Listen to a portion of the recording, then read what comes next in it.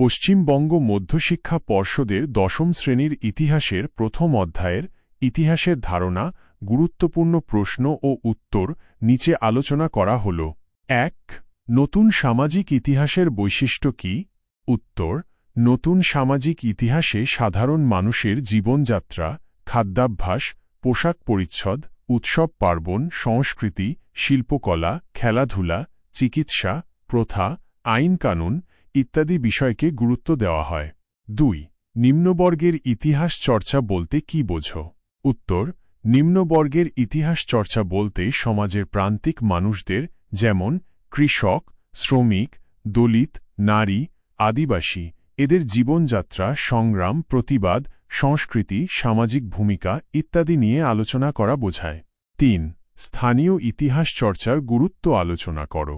উত্তর: স্থানীয় ইতিহাস চর্চার মাধ্যমে একটি নির্দিষ্ট অঞ্চলের সংস্কৃতি, ঐতিহ্য, জীবনযাত্রা, ভৌগোলিক অবস্থান, সামাজিক পরিবর্তন ইত্যাদি বিষয় সম্পর্কে বিস্তারিত জ্ঞান অর্জন করা যায়। এছাড়া স্থানীয় ইতিহাস চর্চা জাতীয় এবং আন্তর্জাতিক প্রেক্ষাপটে সেই অঞ্চলের গুরুত্ব বুঝতে সাহায্য করে। ৪. নারী ইতিহাস চর্চার ওপর একটি টীকা লেখো।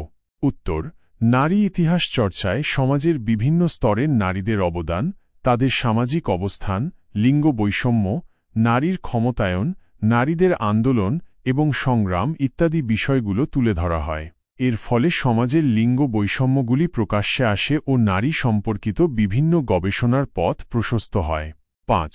স্মৃতিকথা কিভাবে আধুনিক ইতিহাস চর্চার উপাদান হিসেবে ব্যবহৃত হয়? উত্তর: স্মৃতিকথা, মেমোয়ার্স হল কোনো ব্যক্তির জীবনে ঘটে যাওয়া গুরুত্বপূর্ণ ঘটনাবলীর বিবরণ।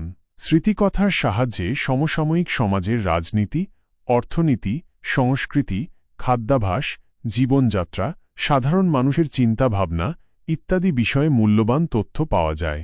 ৬. আধুনিক ইতিহাস চর্চায় চলচ্চিত্রের গুরুত্ব ব্যাখ্যা করো। উত্তর: চলচ্চিত্রের মাধ্যমে সমাজের ঐতিহাসিক ঘটনা, সংস্কৃতি, জীবনযাত্রা, আন্দোলন, প্রতিবাদ, বিখ্যাত ব্যক্তিদের জীবন ইত্যাদি তুলে ধরা হয়।